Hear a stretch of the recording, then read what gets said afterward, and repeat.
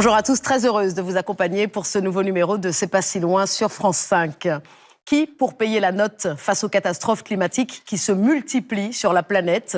De l'Hexagone à Mayotte, tempêtes et inondations provoquent chaque année des dégâts considérables, de quoi faire exploser les indemnisations ou alors faire fuir les assureurs. Octobre 2025, l'ouragan Mélissa dans la Caraïbe, 8 milliards d'euros de dégâts. Et que dire des cyclones Chido puis Garance dans l'océan Indien ou des émeutes en Nouvelle-Calédonie. Conséquence, des assurances de plus en plus coûteuses, voire impossibles à souscrire. Outre-mer, les quelques assureurs encore présents refusent désormais de couvrir la totalité des risques. Un désengagement aux conséquences multiples pour les particuliers comme pour les entreprises, vous allez le voir. Alors on va bien sûr évoquer les recours et solutions possibles avec nos invités Sandrine Antonelli, avocate à La Réunion, ainsi que Catherine Rodap, présidente du Mouvement des entreprises de France en Martinique et vice-présidente de la FEDOM, la Fédération des entreprises d'outre-mer. D'abord ce reportage proposé par Juliette Branciard, Émilie Massé et Nicolas-Joseph Mathurin.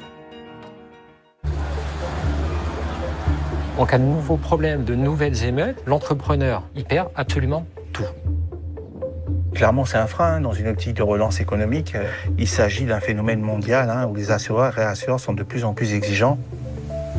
L'évolution du monde tel qu'on la connaît aujourd'hui et le risque climatique nous obligent à repenser un peu ces dispositifs.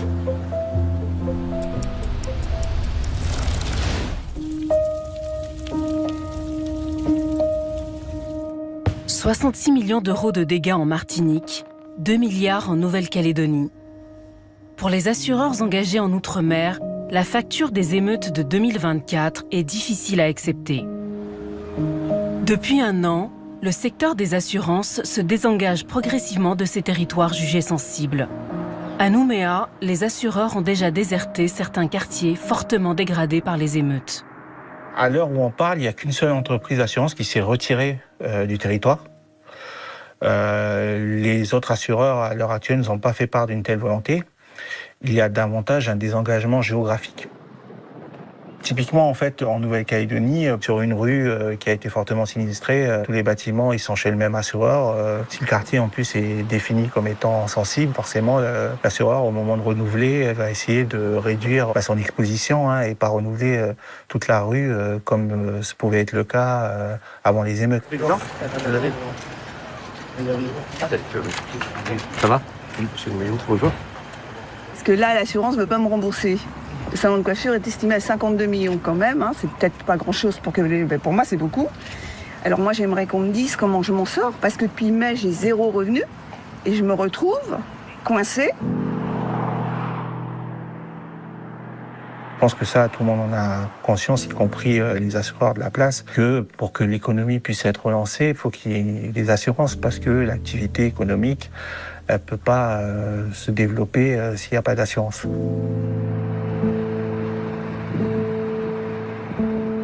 Résiliation massive, hausse tarifaire, la situation ne va pas en s'arrangeant. Depuis décembre, les compagnies ont retiré la couverture du risque émeute pour tous leurs contrats professionnels. Pour Bertrand Courte, président du MEDEF Nouvelle-Calédonie, l'annonce est un coup de grâce pour de nombreux entrepreneurs. On ne peut pas dire que ne pas avoir de risque émeute aujourd'hui couvert facilite la reconstruction.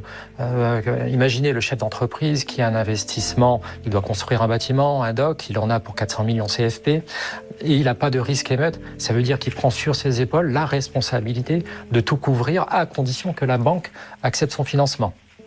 Je ne suis pas sûr que ce soit tous les chefs d'entreprise qui soient prêts à faire ce pari-là.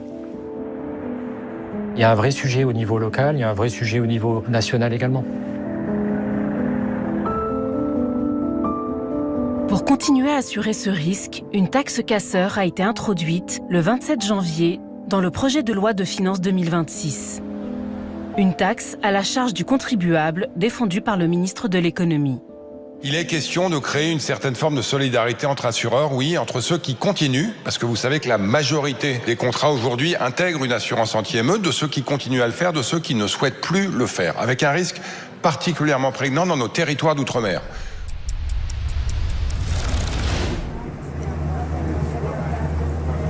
Autre raison du désengagement des assurances en Outre-mer, les risques naturels majeurs de plus en plus fréquents ces dernières années.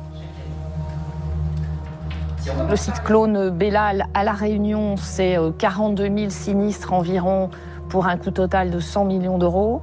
Chido à Mayotte, c'est 20 000 sinistres pour un peu plus de 500 millions. Et Garance à La Réunion, c'est 66 000 sinistres pour 350 millions. Et donc ces territoires ont vraiment payé un très lourd tribut.